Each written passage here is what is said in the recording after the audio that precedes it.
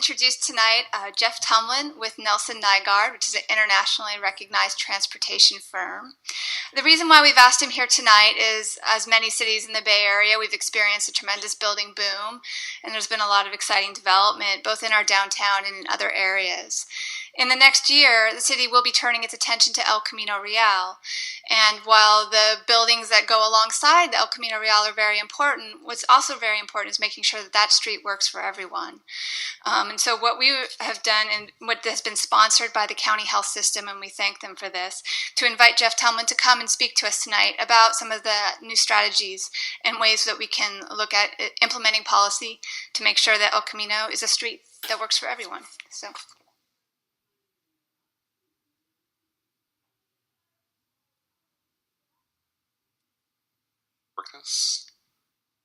There we go. Good evening. As Ms. Odell said, my name is Jeff Tumlin, and while I live in the Bay Area now, I was born in Los Angeles.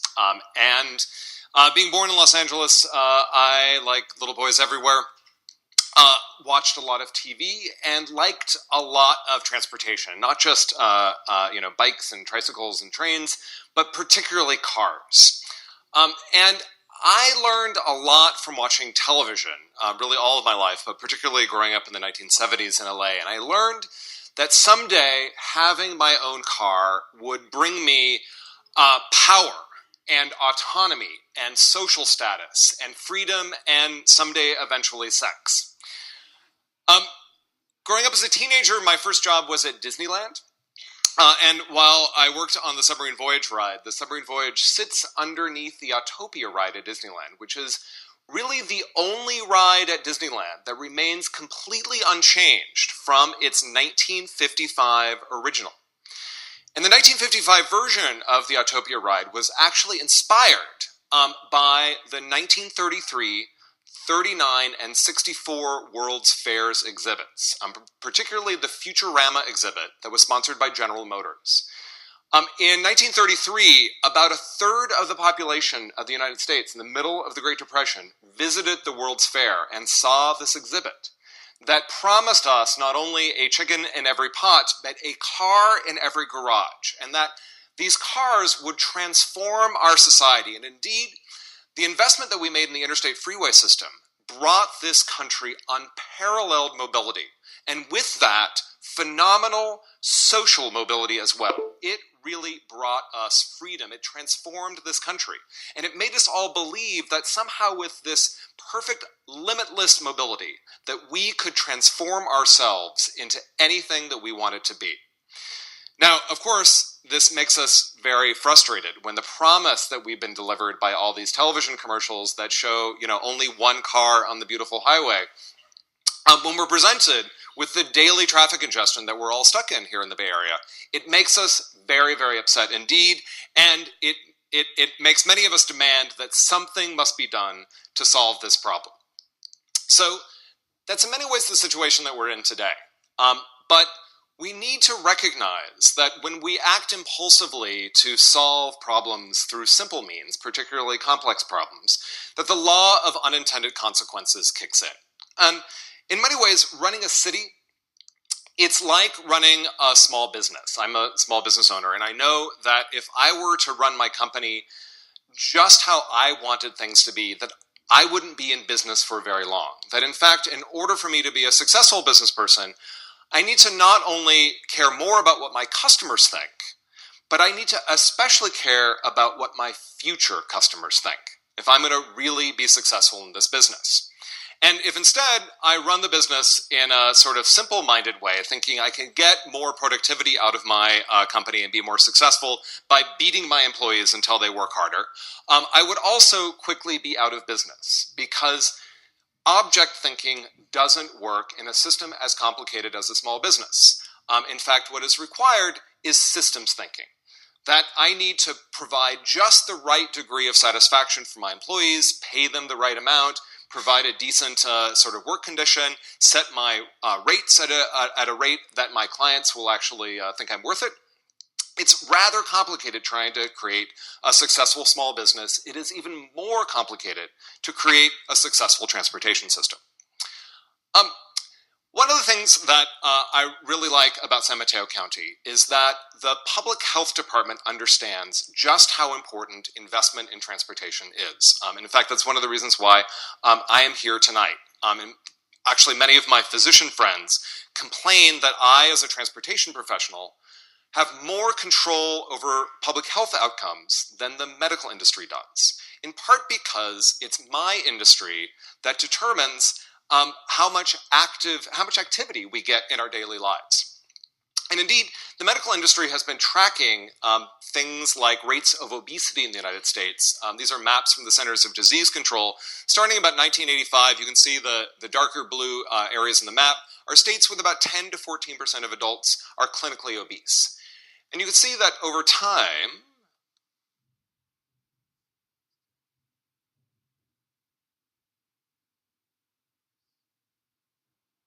all right, now we're working. Over time, that's working. I need to go through a lot of these. Why is this not working? Oh, now it's working. Okay. So over time, you can see the obesity rates are significantly increasing in parts of the country to the point where we have to change the scale in 1992 and 1997. 20% of adults in Mississippi obese. 2000, 2001, we changed the scale again. 2005, 6, we changed the scale. 2008 and 2009, and so on. And while correlation is not causality, it is abundantly clear that there is a strong correlation between rates of obesity, not just by state, but also by neighborhood. There's a strong correlation between rates of obesity and how much walking and biking is built into our daily lives. That for most of us, if we have to get in our car in order to drive to the gym in order to exercise, we are not going to exercise. Or at least not as much as we should.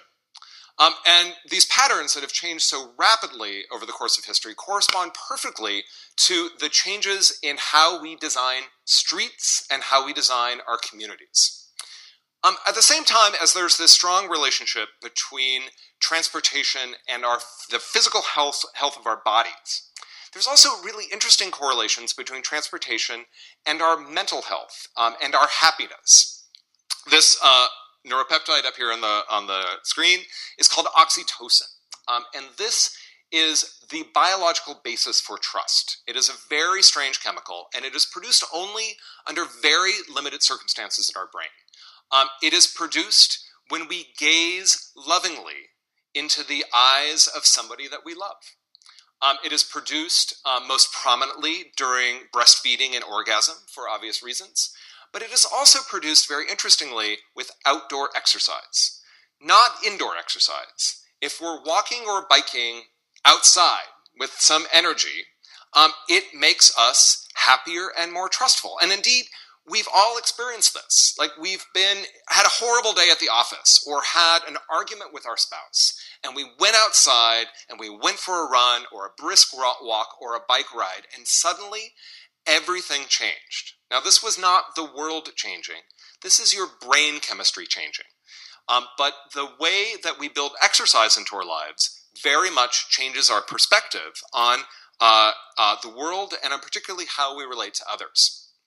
And on the other hand, when we're stuck in our car, all of the social signals that our brains are designed to send and receive in normal social space, those get shut down. Our brains depend upon exchanging an immense amount of nonverbal information with the people around us in order to navigate our world, in order to ascertain our social status, in order to navigate through a crowded plaza. You can walk through any crowded plaza and not run into anyone without having blinkers on your belt. And if you do run into somebody, all you need to do is just sort of shrug or tilt your head a little bit, and that is a perfect apology, and it's completely forgotten about. When you're in your car and you're driving at 50 miles an hour and somebody cuts you off, that person in front of you may have no idea that he's just cut you off. But you're a little angry because not only has your safety been threatened, your social status has been threatened as well. And you start, saying, "Hey, buddy, what the heck are you doing?" And this person then doesn't respond.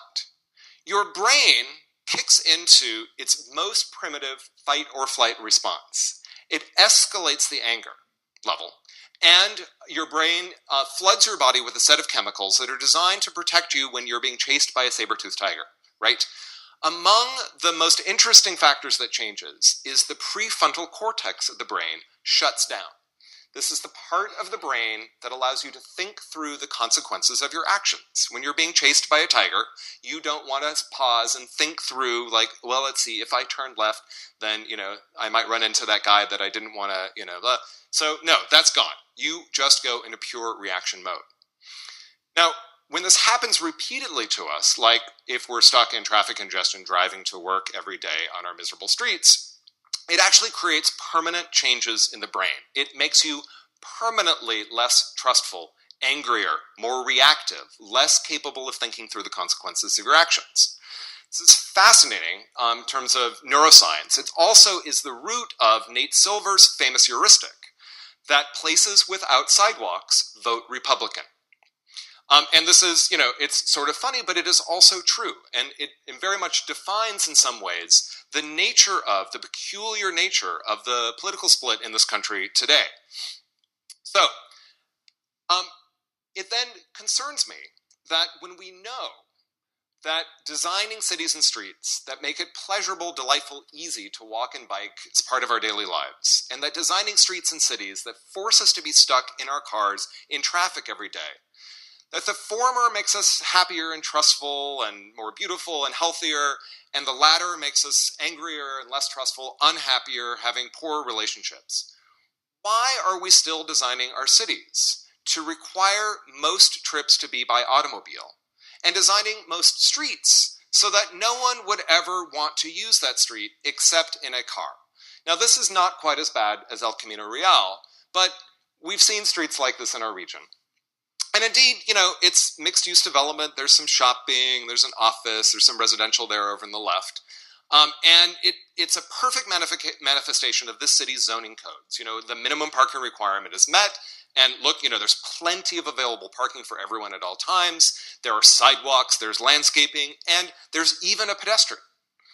But that pedestrian does not want to be there. Indeed, that pedestrian is only there because she didn't have a car to drive from, her house on one side of the street to the shopping on the other side of the street, right?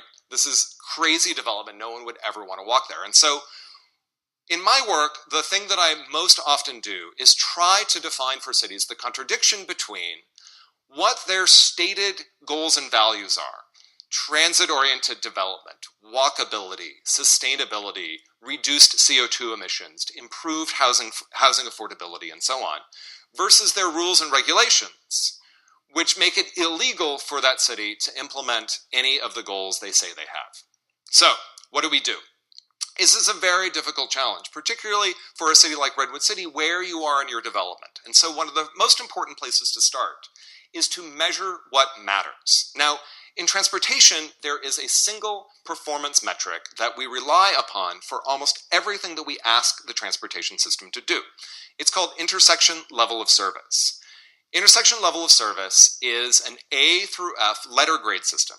And that A through F scale is very intentional to match that same scale on your daughter's report card, with the assumption that A is really good and F is failure.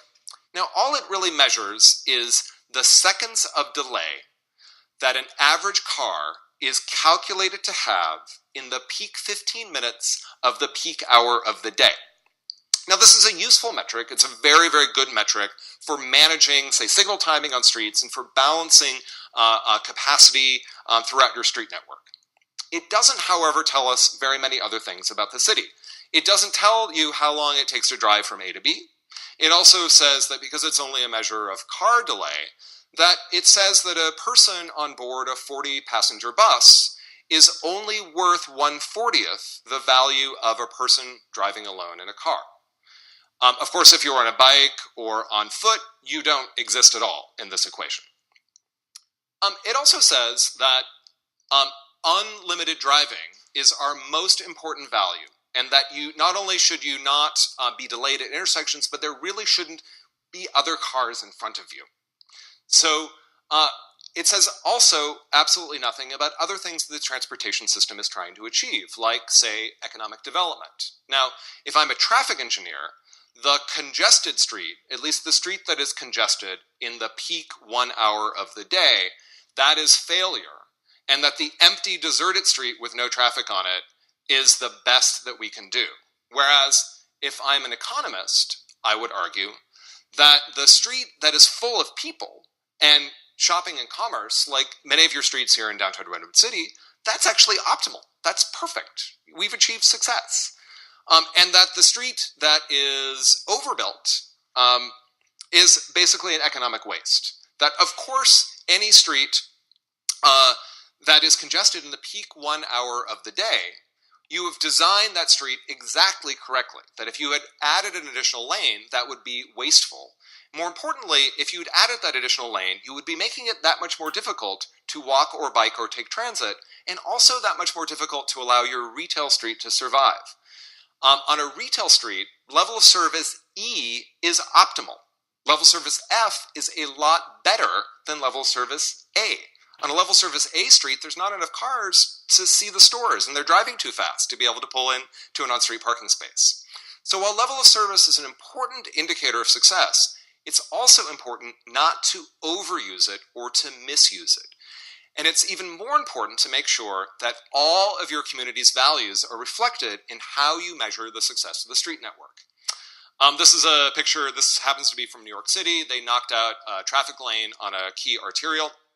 People were very upset because it was going to worsen intersection level of service. But when they actually went out and measured it, they found that speeds had actually improved while peak speeding, jackrabbiting behavior declined. As a result, safety improved, even though they lost a travel lane. But more importantly, they reduced the number of commercial vacancies, improved retail sales, and when they asked people which kind of street they preferred, the vast majority of people preferred the configuration that lost the travel lane in exchange for wider sidewalks. So make sure that all of your values are reflected in your transportation performance metrics. Then, once you have the right metrics, make sure that you've got good tools for actually measuring them. Travel demand models are incredibly powerful, useful tools, but only if you understand their limitations and know how to ask the right questions of them. While they're very useful at comparing alternatives, they are no better than tarot cards at predicting the future. One of the things that travel demand models are usually not very good at is calculating what we call induced demand. So none of us likes sitting in traffic congestion. I personally hate it. I have found myself complaining to, myself, usually in the car, talking out loud.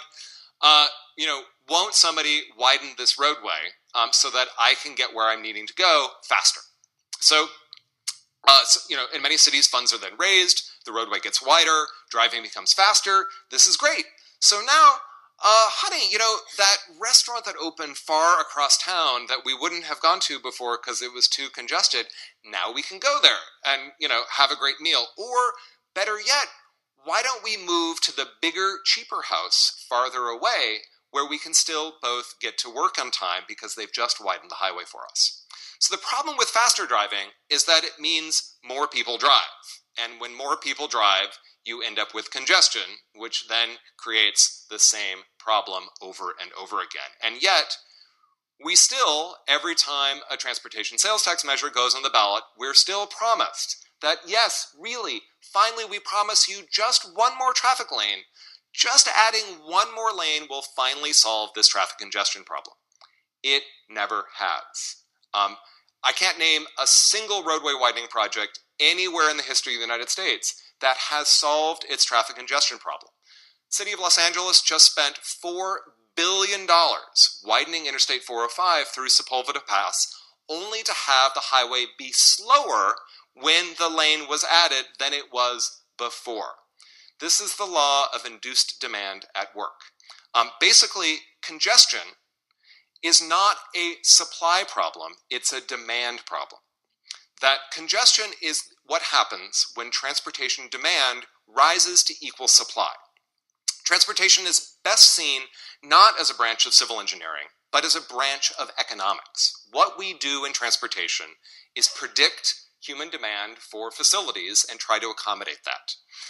But demand changes with the result of increased supply. So that said, there are some very also interesting things that are going on in our industry around demographic changes.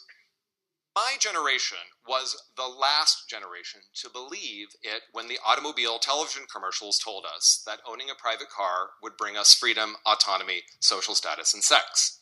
There is something these days that brings all of those things to young people, and it's one of these, right? And the car is the one thing that takes me away from the thing that gets me what I really want, right?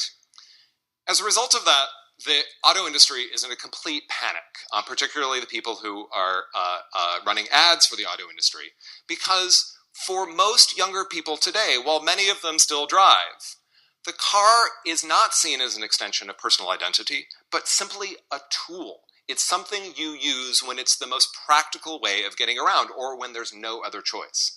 But young people in droves, and this is actually one of the things that's impacting your housing affordability here in downtown Redwood City, one of the most walkable places in the peninsula, but particularly in San Francisco, where my house has added $1 million in value in the last year alone because of this scarcity problem of walkable places. The result of that is that we're finding that both total vehicle miles traveled, but particularly per capita vehicle miles traveled, is in free fall in this country in places where it is possible to do something other than driving. And this is largely as a result where you see the red bars of radically different market preferences among young adults. So how do we take advantage of these changing demographic demands? Well, the most important thing to take advantage of that is to put the needs of daily life within walking distance and to make that walk delightful. This is a lot of the work that you guys have been long doing in downtown Redwood City. I've been going to your downtown since 1987, which was a very different place back then. It is so fabulous now, in part because I can get anything that I need here, and it's all within a lovely walking distance. Increasingly, this is occurring throughout the rest of your city. And so make sure that your residents have the basic needs of daily life within walking distance and look very carefully to make sure that that walk is a quality walk. Now, not everyone is going to be able to be within walking distance of everything. And so for the people who are a little bit farther away, nothing is going to ensure the livability and marketability of your community more than investing in high-quality bike facilities. And this doesn't just mean putting sharrows on Farm Hill Road. This means concentrating on the full array of cyclists, what we call the 8 to 80 market. This makes sure that cycling is something that everyone can do. And what it means is concentrating not on that tiny, tiny market segment that we concentrate on now, who are the lycra-clad, 30-year-old guys, but really that 80% of Americans who are interested in cycling but are afraid of cycling on most city streets. And so this means, both creating a network of slow neighborhood streets that families feel safe biking on, as well as separated bike facilities on the major streets. And the results all over the country are places that have been doing this, from small towns to big cities. Again, this happens to be New York because they've got such good data. Taking away 2 traffic lanes on 9th Avenue resulted in a dramatic reduction in injuries, 35% decrease in injuries to all users, or 58% decrease in injuries to all street users on 9th Avenue, and very interestingly, an almost 50% increase in retail sales, in part because bicyclists shop locally, and it's very easy for them to park in front of your store. They also tend to make many, many smaller trips rather than fewer trips to the big box store, at the edge of town or in the next city over. So now, walking and biking, really important, great modes, particularly for this climate, but again, also don't work for everyone. And so in order to really move people, we need to make transit fast, frequent, reliable, and dignified on the key corridors where transit is going to work. And really, here in Redwood City, that means, well, Caltrain, but it particularly means El Camino Real. That is really the one street in all of San Mateo County where transit really has a chance of competing with other modes of transportation. And this means paying very close attention to the transit vehicle, that it's not just a social service, but also a way of participating in the city. In France, the buses and trams have floor-to-ceiling glass, transparent glass, and not just to make it sort of safer and easier, but because on the bus in France, you can have a flirtation with somebody walking alongside on the sidewalk. You can also see all the way through the vehicle to the signs, the stores on the other side of the street. But it also means taking advantage of transit's greatest strength, which is the fact that we can cram a lot more people per square foot of roadway space on a high-quality bus corridor than we can really in any other form of transportation. I can move an order of magnitude more people in a bus-only lane than I can move in a mixed-flow lane. So the real issue with mass rapid public transportation is an issue of geometry, that as the peninsula is growing, we have no choice but to make more efficient use of our very limited street right-of-way. And this isn't an option. I mean, unless you're planning on double-decking your streets or, tearing down neighborhoods again in order to build grade-separated highways, we have no choice but to pay attention to the geometric capacity constraints of our streets and to move more people in that same amount of space. And it's not that the car is an ideological problem. The car is a geometric problem in that, again, it takes me 10 times more space per person to move somebody in a car than any other mode of transportation. So moving cars, about 28 people per block per lane, 225 people on transit, about 1,000 people on the sidewalk. So if you think about the future of a street like El Camino, well, it may seem completely insane to knock out a third of the automobile capacity on a congested street, right? Like, the street is congested now. Why on earth would anyone propose taking away a third of that car capacity in order to create dedicated bus lanes? And the reason is actually pretty simple. I can move 3 times as many people on an El Camino with 2 dedicated bus lanes and 4 general purpose lanes. That is a huge difference. And in fact, I don't have any other options, right? Either we're going to pretend that there's going to be no additional growth in the peninsula and no additional change in travel behavior, or we're going to have to make the really, really tough choices to not only accommodate the growth, but provide people with better, more viable, more dignified choices for getting around and encourage healthier lifestyles. Another thing that's important to understand is that when we have limited roadway capacity, as traffic volume increases, the ability of that street to move people increases along that same line until you reach the roadway capacity. As soon as roadway capacity, as you approach that, the ability of the street to move people, what we call throughput, declines dramatically. And you've experienced this. So, when 101 is gridlocked, when it's not moving, it has less throughput than a tiny 2-lane residential street that is moving, right? It may have a gazillion cars out there, but if they're not going anywhere, there's zero throughput. Part of the magic of the physics of transportation is that difference between complete gridlock and free-flowing conditions is about 10%. If you back off 10% of the cars on the most congested street in the city, that street flows freely again. So in this argument about changing traveler behavior, we don't need all of you to get out of your cars. In fact, we don't need half of you to get out of your cars.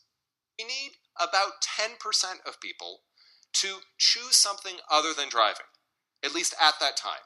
To choose driving at a different time, to choose walking or biking, to choose telecommuting instead. 10% of people. That's not very many people. In fact, 10% of people will do any crazy thing. This problem is not that hard to solve, but it requires focusing not just on the facility side, on the supply side, but also the demand side of the equation. A couple of other points that are important. adopting the right street design manual. Redwood City is getting smart about this and looking at street designs that are more urban, that are more pedestrian focused, including looking at the NACDO Urban Street Design Guideline from the North American Association of City Transportation Officials. And also other important details like being smart about how we handle parking. And this is particularly true on a big arterial like El Camino. So imagine that's El Camino, and you've got land uses sort of scattered along there, and each land use has its different parking lot, and you'll notice the parking lot is bigger than the land use because that's what the zoning requirements require. And then imagine a sort of typical trip. Now, this is very compressed, but what many of our daily lives are like, where you drive your daughter to school, and that requires a parking space, and then you go to work and park, and then you've got to pick your daughter up from school and take her to soccer practice because she can't get across El Camino, and then you go and you do some shopping, and then you pick your daughter up and you go home. And, typical trip, lots of travel, obviously, very compressed. If only all of our lives could happen in one block. But not only is this a lot of traffic, but a lot of turning movements off of El Camino, which is exacerbating the congestion problem. Now imagine instead you've got, say, downtown Redwood City, where instead of having your buildings arrayed on parking lots, you have them arrayed on, Main and Broadway, and you've got parking in the back, and the parking is shared, and so there's less of it. And you have the same trip. You drive, and you park in the City Hall lot, and you pay, and your daughter then gets herself to school while you go to work, and now she can walk herself to soccer practice because she doesn't have to get up across El Camino. And you pick up shopping on your lunch break, and you meet at the car, and you go home.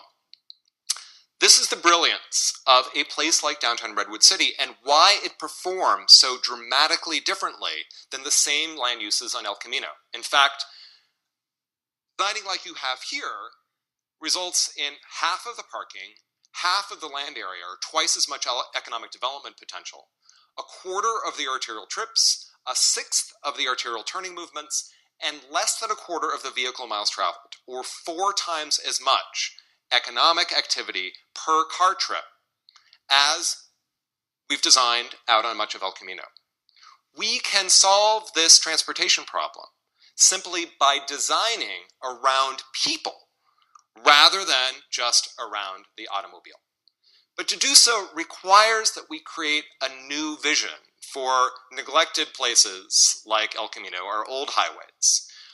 It requires thinking beyond sort of technological solutions and 1930s visions of the city of the future, and to imagine a city where it was our physical and social and mental health needs that came first, where everything that we needed was within walking distance, that the walk was delightful, that transit was dignified and fast, and that the city cared about us rather than just about our cars. And also a city where if you recognize that there's nothing more sustainable than maintaining what we already have, that there is energy cost to building anything new or to having to replace something old. As a species, we are biologically programmed to crave, to love, to cherish, and to maintain that what we love, and we're biologically programmed to love that which is beautiful. If it's not beautiful, if El Camino continues to be the sort of ugly, forlorn place that it is now, it is fundamentally not sustainable. Make El Camino a place that you can love and that feels like it is another great heart for your beautiful community. And with that, I'm happy to take some questions. Thank you, Mr. Tumlin, for a very invigorating presentation. I'm not sure I can put all the parts together with outdoor sex, so never mind. I think Vice Mayor Faust might have a comment after that comment I just made. So. Actually, I was writing down words that I don't think we've ever heard in these council chambers before.